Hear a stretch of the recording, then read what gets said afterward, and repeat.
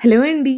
ఈరోజు నేను మీ అందరికి వెజ్ లివర్ ఫ్రై రెసిపీని చూపించబోతున్నాను. అదేంటి వెజ్ అని చెప్పి లివర్ ఫ్రై అంటున్నానని కంగారు పడకండి. ఇది 100% ప్యూర్ వెజ్ రెసిపీ. ఈ లివర్ ఫ్రై రెసిపీని తోటకూరతో ప్రిపేర్ చేస్తారు. టేస్ట్ చాలా బాగుంటుంది. ఈ రెసిపీ కోసం ఫస్ట్ ఒక కడాయి తీసుకుని దాంట్లోకి వాటర్ వేయండి. ఈ వాటర్ బాగా మరిగేంత వరకు వెయిట్ చేయండి. వాటర్ ఇలా బాగా మరుగుతున్నప్పుడు తోటకూరని శుభ్రంగా కడిగి వేయండి. నేను ఈ రెసిపీ కోసం పెద్ద సైజ్ తోటకూర కట్టెలు 2 తీసుకున్నాను. నేను చేస్తున్న ఈ క్వాంటిటీకి ఏమేమి ఇంగ్రీడియంట్స్ ఎంతెంత క్వాంటిటీలో వేసుకోవాలో క్లియర్ గా ఎక్స్ప్లెయిన్ చేస్తాను. ఫుల్ వీడియో స్కిప్ చేయకుండా చూడండి. ఈ రెసిపీ కోసం యూజ్ చేస్తున్న తోటకూర ఖచ్చితంగా లేతగా ఉండాలి. మీరు లేత తోటకూర తీసుకుంటే మాత్రమే కాడలతో సహా వేసేయండి. తోటకూర ఏ మాత్రం ముదిరినా సరే జస్ట్ ఆకులు మాత్రమే వేయండి, కాడలు అసలు వేయొద్దు. ఈ రెసిపీ కోసం తోటకూర లేతగా ఉంటేనే బాగుంటుంది. తోటకూర ముదిరితే కాడల్లో ఉండే పీచు వల్ల మెత్తగా రావాల్సిన తోటకూర లివర్ ముక్కలు కాస్త మధ్య మధ్యలో పీచుల కింద వస్తాయని గుర్తుపెట్టుకోండి. మరుగుతున్న వాటర్ లోకి 2 కట్టెల తోటకూరని శుభ్రంగా కడిగి వేసిన తర్వాత ఇప్పుడు దీంట్లో 2 పచ్చిమిరపకాయలని వేసి హై ఫ్లేమ్ లోనే మూత పెట్టకుండా సాఫ్ట్ గా అయ్యేంత వరకు ఉడికించండి. తోటకూర ఇలా సాఫ్ట్ గా ఉడికితే సరిపోతుందండి. వెంటనే స్టవ్ ఆఫ్ చేసేయండి. తోటకూర ఇంకా పచ్చిమిరపకాయల్ని ఉడికించిన వాటర్ నుంచి తీసి ఒక ప్లేట్ లోకి తీసుకుని పూర్తిగా చల్లారిపోనివ్వండి. ఉడికించిన తోటకూర పూర్తిగా చల్లారిన తర్వాత మాత్రమే మిక్సీ జార్ లోకి వేసి మెత్తగా గ్రైండ్ చేయండి. గ్రైండ్ చేసిన తోటకూర పేస్ట్ ని బౌల్ లోకి తీసుకోండి. గుర్తుపెట్టుకోండి, తోటకూర పూర్తిగా చల్లారిన తర్వాత మాత్రమే గ్రైండ్ చేయాలి. లేకపోతే ఇలా గ్రీన్ కలర్ లో రావాల్సిన పేస్ట్ కాస్త వేడి వల్ల కలర్ చేంజ్ అయిపోతుంది.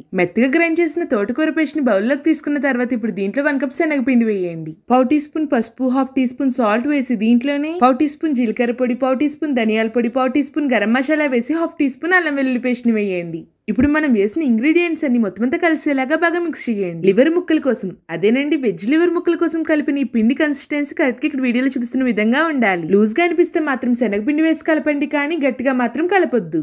పిండి గట్టిగా కలిపితే తోటకూర లివర్ ముక్కలు గట్టిగా వస్తాయి. అలాని మరీ లూజ్ గా ఉంటే ఫ్రై చేస్తున్నప్పుడు విడిపోతాయని గుర్తుపెట్టుకోండి. నేను తీసుకున్న 1 కప్ శనగపిండి క్వాంటిటీ పర్ఫెక్ట్ గా సరిపోయింది. ఇప్పుడు ఒక బౌల్ తీసుకుని దాంట్లో ఆయిల్ వేసి బౌల్ మొత్తం ఆయిల్ అప్లై చేయండి. ఇలా బౌల్ మొత్తం ఆయిల్ రాసిన తర్వాత వెజ్ లివర్ కోసం మనం మిక్స్ చేసి రెడీగా పెట్టుకున్న తోటకూర మిశ్రమాన్ని బౌల్ లోకి వేసి ఈవెన్ గా స్ప్రెడ్ చేయండి. వెజ్ లివర్ కోసం ప్రిపేర్ చేసిన ఈ పిండిని ఇప్పుడు ఆవిరికి ఉడికించాలి. స్టవ్ ఆన్ చేసి కడాయిలో వాటర్ వేసి ఇలా స్టాండ్ పెట్టి వాటర్ ని బాగా మరగనివ్వండి. వాటర్ ఇలా మరుగుతున్నప్పుడు బౌల్ కి ఆయిల్ రాసి తోటకూర మిశ్రమం వేసి ఫిల్ చేసిన బౌల్ ని దీంట్లో పెట్టి మూత పెట్టేయండి. స్టవ్ ని మీడియం ఫ్లేమ్ లో పెట్టి 1/2 గంటలు వదిలేసేయండి. పర్ఫెక్ట్ గా ఉడికిపోతుంది. కరెక్ట్ గా 15 మినిట్స్ తర్వాత మూత తీసి నైఫ్ కి ఆయిల్ రాసి మధ్యలో గుచ్చి చూడండి. నైఫ్ కి ఏమీ అంటుకోకుండా ఇలా క్లీన్ గా వచ్చింది అంటే పర్ఫెక్ట్ గా ఉడికిందని అర్థం. వెంటనే స్టవ్ ఆఫ్ చేసేసి బౌల్ ని బయటికి తీసి పూర్తిగా చల్లారిపోనివ్వండి. చల్లారిన తర్వాత పైనుంచి ఒక ప్లేట్ పెట్టి టర్న్ చేసి ఇలా తడితే ఈజీగా డిమోల్డ్ అయిపోతుంది. నైఫ్ కి ఆయిల్ రాసి వెజ్ లివర్ ముక్కల్ని మీకు నచ్చిన సైజ్ లో ముక్కలు కట్ చేసేయండి. ఈ ముక్కల్ని కరెక్ట్ గా ఇదే షేప్ లో కట్ చేయాలని ఏం లేదండి, మీకు నచ్చిన షేప్స్ లో కట్ చేసుకోండి. ఈ విధంగానే మొత్తం అన్నిటిని కట్ చేసిన తర్వాత ఒక బౌల్ లోకి తీసుకుని రెడీగా పక్కనుంచండి. స్టవ్ ఆన్ చేసి పాన్ లో ఆయిల్ వేయండి. దీంట్లో 1/2 కప్ జీడిపప్పు వేసి లో ఫ్లేమ్ లో తిప్పుతూ మంచి కలర్ వచ్చేంత వరకు బాగా ఫ్రై చేయండి. జీడిపప్పులు ఈ కలర్ లో ఫ్రై అయితే సరిపోతుందండి. వేయించిన ఈ జీడిపప్పుల బౌల్ లోకి తీసుకుని రెడీగా పక్కనుంచండి. జీడిపప్పులు వేయించిన ఆయిల్ లోనే మనం కట్ చేసి రెడీగా పెట్టుకున్న తోటకూర లివర్ ముక్కల్ని వేసేయండి. ఆయిల్ లో లివర్ ముక్కల్ని ఇలా ఒకదాని మీద ఒకటి కాకుండా సమానంగా సర్దండి. ఇంకా అసలు గరిటె పెట్టకుండా మీడియం ఫ్లేమ్ లో వీటిని స్లోగా ఫ్రై అవుతూ ఉండనివ్వండి. కొద్దిసేపటికి ఇలా కలర్ చేంజ్ అవుతుంది. ఇప్పుడు స్టవ్ ని హై ఫ్లేమ్ లో పెట్టి ఈ వెజ్ లివర్ ముక్కల్ని అన్ని వైపులా బాగా వేగేలాగా తిప్పుతూ ఫ్రై చేయండి. ఇక్కడ చూపిస్తున్న విధంగా ఫ్రై చేస్తే సరిపోతుందండి.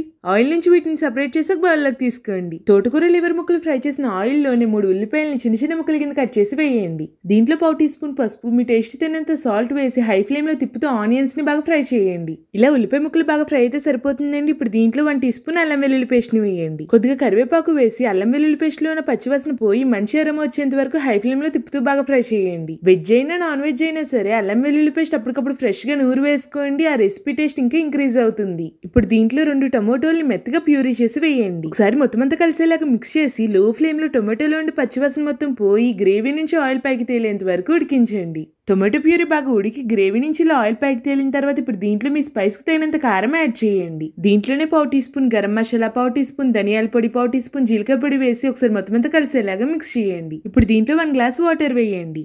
వాటర్ వేసి ఒకసారి మొత్తం అంతా కలిసేలా కలిపి మూత పెట్టి లో ఫ్లేమ్ లో కొద్దిసేపు ఉడకనివ్వండి. గ్రేవీ మరీ దగ్గరగా కాకుండా అలానే మరీ లూజ్ గా కాకుండా ఇక్కడ వీడియోలో చూపిస్తున్న విధంగా ఉడికిన తర్వాత ఇప్పుడు దీంట్లో మనం ఫ్రై చేసి రెడీగా పెట్టుకున్న వెజ్ లివర్ ముక్కల్ని వేసేయండి. ఒకసారి మొత్తం అంతా కలిసేలాగా మిక్స్ చేసి మీడియం ఫ్లేమ్ లో మధ్య మధ్యలో తిప్పుతూ బాగా ఫ్రై చేయండి. ఈ తోటకూర లివర్ ఫ్రై ని మరీ డ్రై రోస్ట్ చేయకూడదండి. ఇక్కడ చూపిస్తున్న విధంగా ఫ్రై చేయాలి. అప్పుడే రైస్ తో పాటు కలిపి తినడానికి చాలా బాగుంటుంది. ఇలా బాగా ఫ్రై అయిన తర్వాత మనం ముందుగానే వేయించి రెడీగా పెట్టుకున్న జీడిపప్పు ముక్కల్ని వేసేయండి. స్టవ్ ఆఫ్ చేసే ముందు కొత్తిమీర వేసి ఒకసారి కలిపి స్టవ్ ఆఫ్ చేసేయండి. అంతేనండి, veg liver fry recipe ready అయిపోయింది. ఈ వీడియో మీ అందరికీ నచ్చిందా? అయితే లైక్ చేయడం మాత్రం మర్చిపోకండి. ఈ రెసిపీ వేడి వేడి అన్నంతో తింటే టేస్ట్ చాలా బాగుంటుంది. అంతేకాకుండా సాంబార్, రసం కాంబినేషన్ లో కూడా సైడ్ డిష్ గా సూపర్ గా ఉంటుంది. మీరు నెక్స్ట్ ఏ రెసిపీ అయితే చూడాలనుకుంటున్నారో కామెంట్ చేయండి. ఇటువంటి మరిన్ని కుకింగ్ వీడియోస్ కోసం ఇప్పుడే నా ఛానల్ ని సబ్స్క్రైబ్ చేసుకోండి. సబ్స్క్రైబ్ టు మై ఛానల్ అమ్మతో Divya. Thank you for watching. Bye.